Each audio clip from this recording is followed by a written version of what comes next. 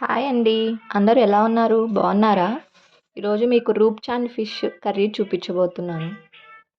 దానికి కావాల్సిన పదార్థాలు: రూప్చాంద్ ఫిష్, అల్లం, కారం, మసాలా, పసుపు, నూనె వేసి మ్యాగ్నేట్ చేసుకుందాం ఫిష్ని.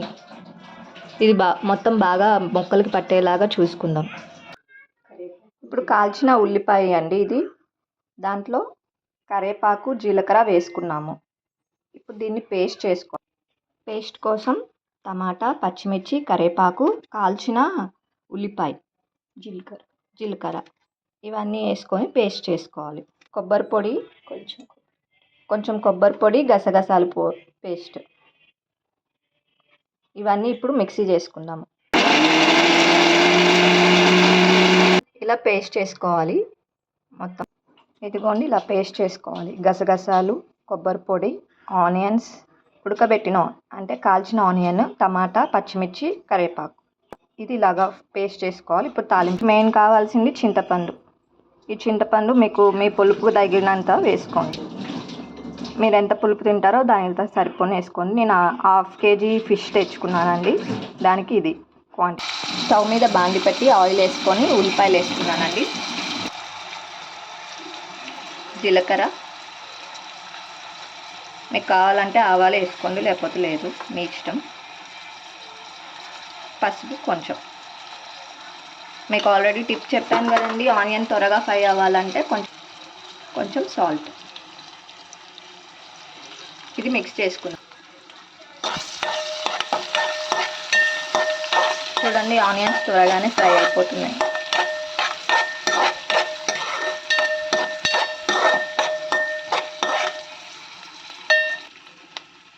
ఆనియన్ ఫ్రై అయిపోయాయండి. ఇప్పుడు పేస్ట్ వేసుకుందాం. ఇందాక పేస్ట్ చేసుకున్నది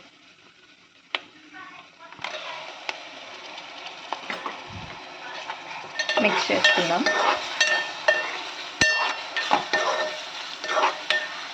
ఆ పేస్ట్లో కావాలంటే వాటర్ కలుపుకోండి.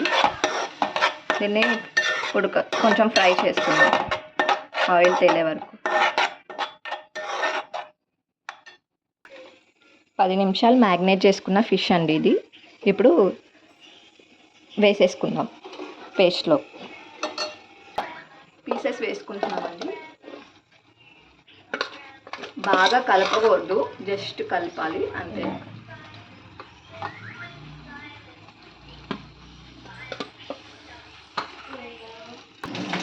ఇదిగోండి, ఇలాగ కలుపుకున్నాను. కాసేపు మూత పెట్టుకొని ఉంచుకుందాం. ఇప్పుడు కర్రీని చూసుకుందాం మగ్గిందో లేదో. చూడండి, మంచిగా మగ్గిపోతుంది. ఇప్పుడు చింతపులుసు,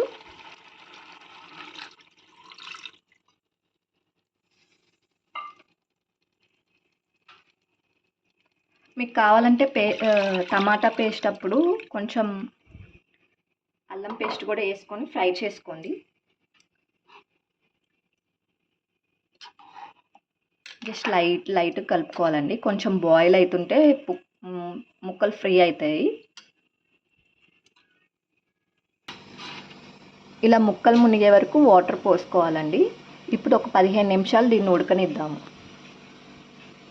మూత పెట్టుకొని. మీడియం ఫ్లేమ్లో పెట్టుకొని ఇలా లైట్గా ఓపెన్ చేసుకోండి. ఓపెన్ చేసుకోకపోయినా ఏం కాదు. ఒక 15 to 20 మినిట్స్ ఉడకనిద్దాం ముక్కలు. చూడండి, నేను ఇలాగా మూత పెట్టుకున్నాను. బాయిల్ అవుతుంది.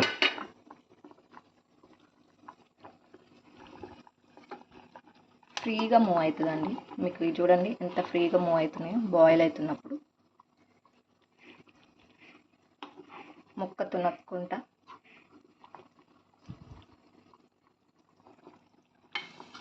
ఇంకొక 10 నిమిషాలు దీన్ని ఉడకబెట్టుకుందామండి.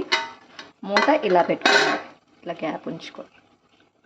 ఇప్పుడు హై మీద పెట్టుకున్నా ఏం కాదండి, నేను ఇలా పెట్టుకున్నాను. ఇది చేపల పొడి అండి. ఫిష్ మసాలా అని కూడా అంటారు దీన్ని. ఇది హోమ్ మేడ్ అండి.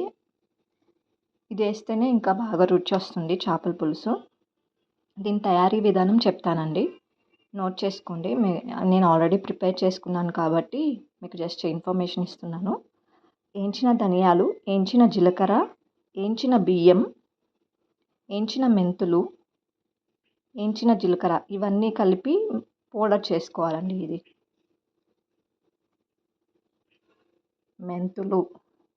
మెంతులు, జీలకర్ర, ధనియాలు, బియ్యం ఈ 4 వేయించుకొని పౌడర్ చేసుకుంటే ఇలా ఉంటుందండి.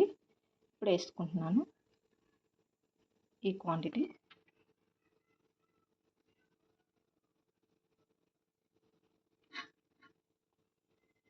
హాఫ్ స్పూన్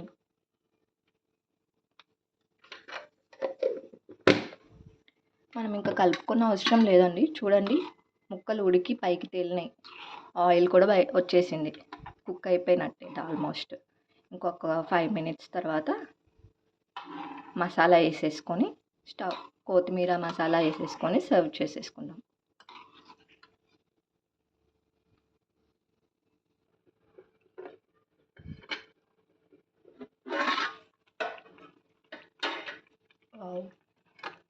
ఉడికిపోయిందండి ఫిష్. చేపల పులుసు రెడీ అయిపోయింది. రూప్ చాండ్ చేపల ఫిష్. ఇప్పుడు కొంచెం గరం మసాలా వేసేసుకొని స్టవ్ ఆఫ్ చేసుకుందాం. హాఫ్ స్పూన్ మసాలా అండి. ఆల్రెడీ మ్యాగ్నేట్ చేసుకున్నప్పుడు ఉప్పు, కారం, మసాలా కలుపుకునేటప్పుడు అన్నీ వేసుకున్నామండి. ఇంకా ఇప్పుడు రుచికి సరిపోని వేసుకుంటున్నాను. సాల్ట్ కూడా రుచికి సరిపోని వేసుకోండి. అంతే అండి, రుచికరమైన చేపల పులుసు రెడీ అయిపోయింది. దీన్ని కలుపుకొని మీ దగ్గర కొత్తిమీర ఉంటే కొత్తిమీర వేసుకొని స్టవ్ ఆఫ్ చేసుకోండి.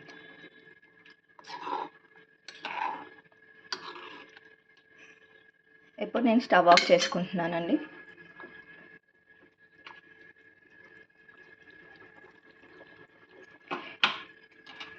ఎంతో రుచికరమైన చేపల పులుసు. ఏ చేప అయినా సరే ఇదే ప్రాసెస్ అండి, ఇంకా వేరే ప్రాసెస్ ఏముండదు. ఇదే తయారీ విధానం, కాకపోతే చేపలు మారుతున్నాయి అంతే. ఇంకా నా ఛానల్ ఎవరైనా సబ్స్క్రైబ్ చేసుకోకపోతే ప్లీజ్ సబ్స్క్రైబ్ చేసుకోండి. పక్కనున్న బెల్ బటన్ నొక్కండి. Thanks for watching. బాయ్ అండి.